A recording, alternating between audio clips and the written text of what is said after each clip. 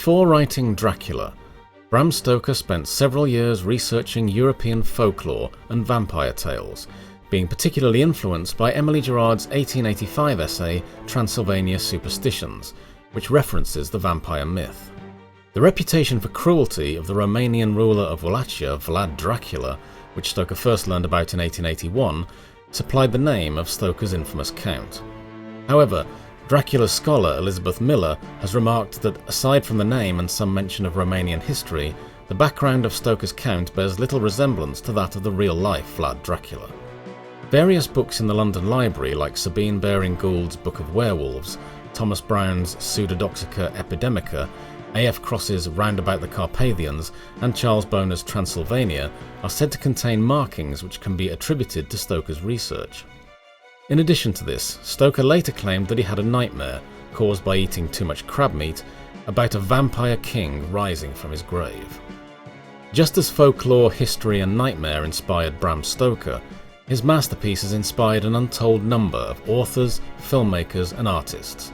It has also inspired both established and modern publishers. One such publisher is Amaranthine Books. Founded in 2015 in Zagreb, Croatia by Marko Matjasevic, Amaranthine Books was so named because of the word's dual meaning. On the one hand, unfading and everlasting, and on the other, the red colour that can be found in the company logo, which features a lowercase a and b twisted together to form the symbol of infinity. Dracula by Amaranthine Books comes in two luxurious limited numbered editions, the Transylvania edition and the Scholomance edition.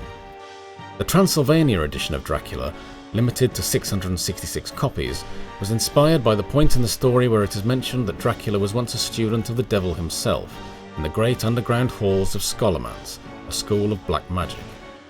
The book comes in a special slipcase with a wood motif, hiding one of the design Easter eggs, and the title of the book is elegantly pressed into the luxurious red material.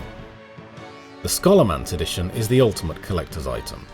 Limited to only 50 copies, it was inspired by the number of boxes of Transylvanian soil that Dracula had shipped to London. The book comes in a beautifully carved, sleek wooden box with a surprise in the base, a sample of genuine Transylvanian soil behind the small plexiglass window. Like Dracula himself, the Scholomance edition can only rest on the soil of the Count's homeland. The covers of both books are draped in richly textured soft red fabric, underlining Dracula's opulence, rich taste, and his seemingly unlimited funds. In an homage to Dracula's sensitivity to daylight, the two editions themselves are similarly afflicted. The covers feature Dracula's portrait that absorbs light and then glows in the dark. The only difference is that on the cover of the Scholomance edition, his eye is red, another nod to the story, since the Count's eyes change from blue to red when he is angered. Both editions have black bat-themed end papers. There is a regular title page in the Transylvania edition, but in the Scholomance edition the title is written in real blood, the blood of the creatives that worked on the book, and it has been sealed with a fixative spray so the reader can't be in direct contact. Inside the book are 16 gorgeous illustrations by Vedran Clemens that cover the key plot points, and which also feature a special glow-in-the-dark effect thanks to the use of phosphorescent ink.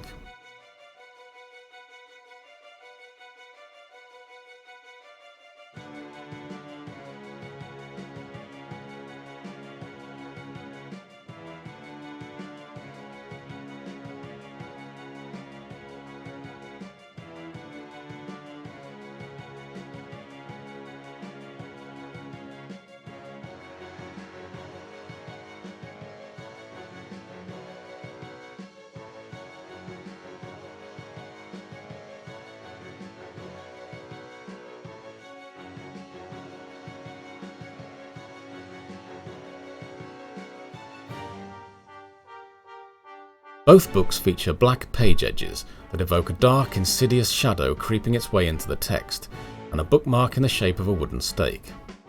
Both editions are printed on Per Graphica natural rough paper, have UV-coated end papers, and run to 666 pages.